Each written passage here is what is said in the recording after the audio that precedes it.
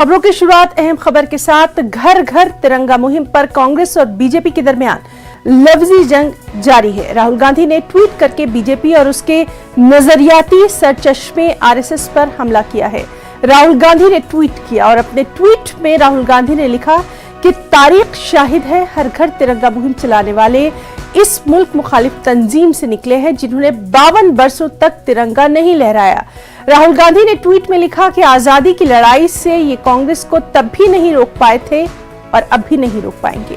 ख्याल रहे कि आजादी के 75 साल मुकम्मल होने के मौके पर मरकजी हुकूमत मुख्तलिफ प्रोग्रामों का इनेकाद कर रही है। आजादी के अमृत महोत्सव के तहत घर घर तिरंगा मुहिम चलाई जा रही है।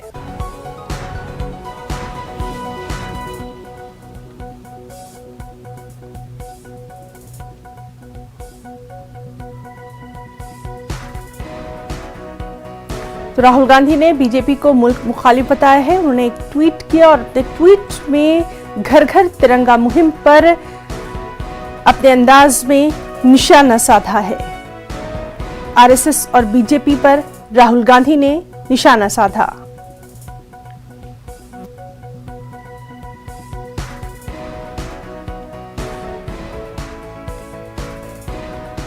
आपको बताएं कि आज कांग्रेस की अहम मीटिंग भी होने वाली है, इस पर भी हमारी नजर बनी हुई है। और राहुल गांधी ने जो ट्वीट किया है, उन्होंने ट्वीट करके बीजेपी और उसके नजरियाती सरचश्मे आरएसएस पर हमला किया है। अपने ट्वीट में राहुल गांधी ने लिखा कि तारीख शाहिद है कि हर घर तिरंगा मुहिम चलाने वाले इस मुल्क मुखालिफ तंजीम से निकले हैं जिन्होंने 52 वर्षों तक तिरंगा नहीं लहराया। राहुल गांधी ने अपने ट्वीट में लिखा कि आजादी की लड़ाई से ये कांग्रेस को तब भी नहीं रोक पाए थे, अभी नहीं रोक पाएंगे। नाज़रीन, आपको बताएं कि इस मुहिम को लेकर और कई आगे की क्या हिकमत अमली होती है, उसको लेकर कांग्रेस की आज एक अहम मीटिंग भी होने वाली है। साथ ही साथ कांग्रेस इस अहम मामले पर पार्लियामेंट में भी सरकार को घेरने की तैयारियों में नजर आ रही है।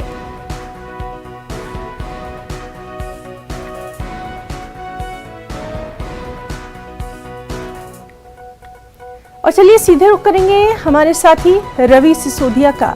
रवि, आपसे जानना चाहेंगे, कांग्रेस जो है पूरे मूड में नजर आ रही है हमले के, खास तौर पर राहुल गांधी ने अपने ट्वीट के जरिए भी निशाना साधा है हुकूमत पर।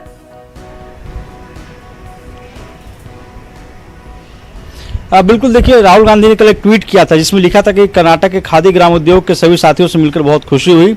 इतिहास गवाह है, हर घर तिरंगा मुहिम चलाने वाले उस देशद्रोही संगठन से निकले हैं जिन्होंने 52 साल तक तिरंगा नहीं फहराया। तो कहीं ना कहीं सीधा जो एलिगेशन था वो आरएसएस को लेकर था। आरएसएस पर सीधा आरोप हमला कर रहे थे, क्योंकि कल जिस तरह से आरोप प्रत्यारोप चल रहे थे, कल संसद के अंदर भी आरोप प्रत्यारोप देखने को मिले। और ये कहा जाता है कि जब हर घर तिरंगा मुहिम थी तो उसमें विपक्ष की तरफ से कोई भी नेता मौजूद नहीं था। कल लाल किले से संसद भवन तक का तिरंगा मार्च था और उस यात्रा में विपक्ष की तरफ से कोई भी नेता मौजूद नहीं थे। उसका आरोप प्रत्यारोप दोनों की तरफ चल रहे थे। उसी बाबत कल देर शाम राहुल गांधी जो कि हुबली में थे, कर्नाटक के दौरे पे थे, और वहां पे जो दफ्तर में गए थे, जब वहां पे तो उस दौरान उन्होंने ट्वीट किया और कहा कि जिन्होंने 52 साल तक अपने कार्यालय का झंडा नहीं फहराया वो अब हमें नसीहत न दे। तो कहीं ना कहीं एलिगेशन जरूर लगाया जा रहा है। आरएसएस को लेकर हमेशा राहुल गांधी हमलावर रहे हैं और इस बार भी उन्होंने ट्वीट के जरिए ये तंज कसा है कि हमें कुछ नसीहत या हमें कुछ सीख न दें। जी रवि, एक अहम मीटिंग भी कांग्रेस की होने वाली है, उसके ताल्लुक से क्या कुछ अपडेट है आपके पास? देखिए, कांग्रेस की एक सांसदों की बैठक थी पार्लियामेंट में, वो खत्म हो चुकी है। करीब 10 बजे बैठक बुलाई गई थी। उससे पहले 9:30 बजे विपक्षी दलों के साथ मल्लिकार्जुन खड़गे ने बैठक की थी। इस बैठक में आगे की रणनीति पर खुलासा किया गया है, क्योंकि कल कांग्रेस पूरे देश भर में धरना प्रदर्शन करने जा रही है महंगाई के मसले को लेकर। महंगाई, जीएसटी जो बड़ा मसला है और अग्निवीर वाला, इन 3 मसलों को लेकर कल कांग्रेस का पूरे देश में धरना प्रदर्शन है। उसी बाद बैठक बुलाई गई थी कि क्या रणनीति होगी। कांग्रेस की तरफ से रणनीति जो बनाई गई उसमें रहेगा कि कल जितने भी सांसद हैं वो सांसद संसद भवन से लेकर राष्ट्रपति भवन तक मार्च करेंगे। और जो कांग्रेस वर्किंग कमेटी के मेंबर्स या फिर जो कांग्रेस सीनियर लीडर्स हैं वो कांग्रेस मुख्यालय से लेकर जो प्रधानमंत्री का आवास है 7 RCR वहां पे जाएंगे, उसका घेराव करेंगे। तो एक रणनीति बनाएगी कि कल महंगाई के मसले पे, इस पूरे महंगाई के मसले पर सरकार को घेरा जाए। और पूरे देश का इनका देशव्यापी कार्यक्रम है, पूरे देश में इस तरह का उनका घेराव का कार्यक्रम रहेगा। राजभवन का घेराव होगा या फिर धरना प्रदर्शन का घेराव कार्यक्रम रखा गया है। जी रवि सिसोदिया, बहुत बहुत आपका शुक्रिया अदा करना चाहेंगे बेहद अहम तफसीलात के लिए। लगातार कांग्रेस के आगे क्या कुछ हिकमत अमली रहती है उस पर हमारी नजर बनी हुई है।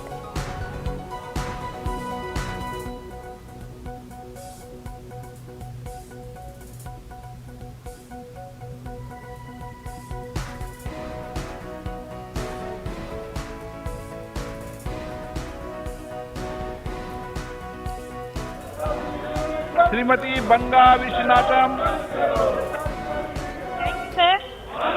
Sir, the Ministry of Heavy Industries has invited proposal to build and operate public electrical vehicle charging infrastructure on express highways and national highways under FAME India scheme phase 2. I would like to request the Minister state the detailed progress and made in respect of other such measures government taking proposal. Sir, constant supply of chain disrupting the continue one of the biggest obstacle coming from Indian EV manufacturers. The Indian manufacturers are struggling to source lithium-ion batteries which are largely imported from China, South Korea and Taiwan. While the price of batteries, lithium carbonate, a key import have gone up 400% year on year.